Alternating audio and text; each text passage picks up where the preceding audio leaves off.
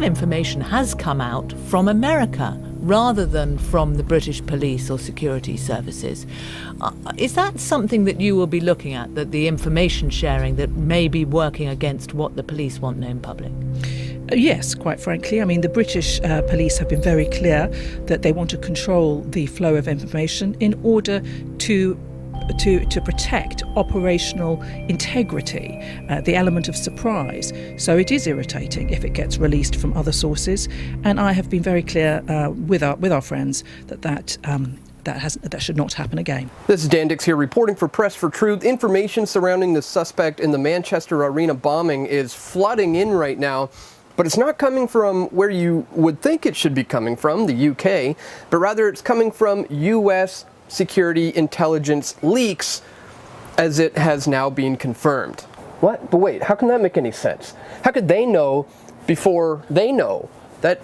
What? Well, it turns out that the Home Secretary, who you just heard saying that it's bad that the intelligence communities are leaking this information, she has just conceded that Salman Abedi, the suspect in the Manchester bombing, was indeed known to the intelligence services. Within hours of her plea to stop releasing this information, photos were leaked by the US Security Intelligence Services showing the aftermath of the attack. You can see the nuts and bolts that were used to cause maximum carnage, and the possible detonation device that was allegedly used by Abedi. But not only was he known to them, but it has now been revealed that they were warned multiple times and they missed opportunities to stop him on 5 different occasions. Abedi had been placed on a watch list because the mosque that he attended reported him to the authorities for his extremist views. The Didsbury Mosque confirmed that it had contacted the Home Office's Prevent Anti-Radicalization program as a result of his views. And according to the Telegraph, Abedi's own family had contacted British police, saying that he was dangerous. But again, the information does not appear to have been acted upon. The Home Secretary Rudd said on the BBC radio program that the bombing was more sophisticated than some of the attacks we've seen before, and it seems likely possible that he wasn't doing this on his own.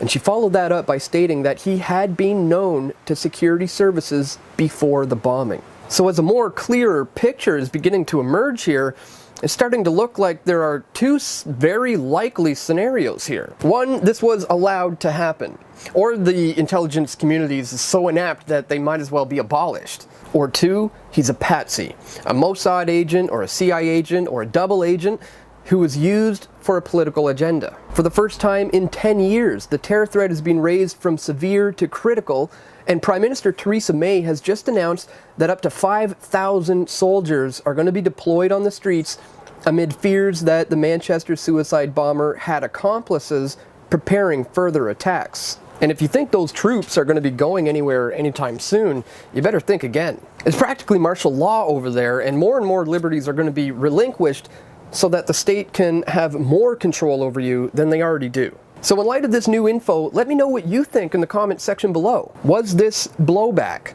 A bona fide jihadist extremist on a mission for Allah? Or was this horrific crime a false flag attack, orchestrated by the intelligence communities in order to create more order out of chaos? We will be following this as it continues to develop, so be sure to subscribe if you haven't already, and you'll need to click on that little bell button if you want to make sure that you get access to the videos when I upload them. Be sure to check us out on Patreon if you want to support real independent media, because they're clamping down on me pretty hard right now, but with your support, that won't matter. And as always, my friends, like, share, and comment on this video if you found the information useful.